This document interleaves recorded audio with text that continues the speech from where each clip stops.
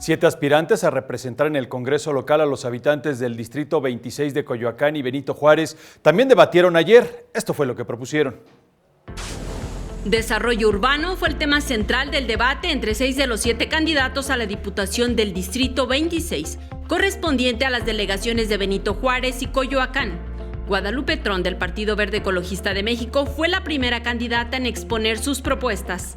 Mis propuestas serían educación, que todos conozcan sus derechos y conozcan los programas, civismo, que los respeten, que hagamos lo que tenemos de hacer en la ciudad.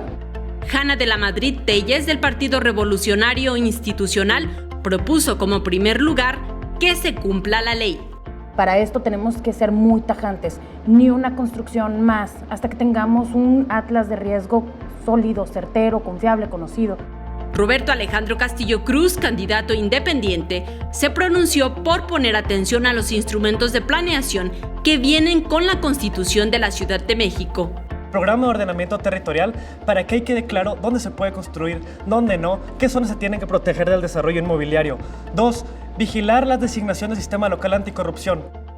Leticia Varela Martínez, de la coalición Juntos Haremos Historia, apostó por que se respete también la ley. Necesitamos un programa de reordenamiento y que las consultas vecinales sean vinculatorias. ¿Qué quiere decir esto? Que si el vecino quiere que se haga la obra, se va a hacer. Si no, no.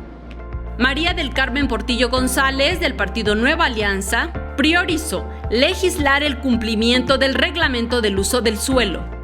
Impulsar programas para las nuevas construcciones que sean autosustentables y sobre todo que tengan el uso de la ecotecnología y apoyar los programas de preservación de espacios públicos.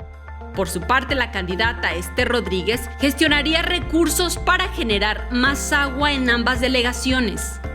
Voy a modificar y actualizar los programas, pero también voy a legislar por las modificaciones a la sección 4 del Reglamento de Desarrollo Urbano, en las que se contemplan las figuras del cambio del uso de suelo. En este debate organizado por el Instituto Electoral de la Ciudad de México, el candidato ausente fue Héctor Barrera Marmolejo, de la coalición por la Ciudad de México al frente.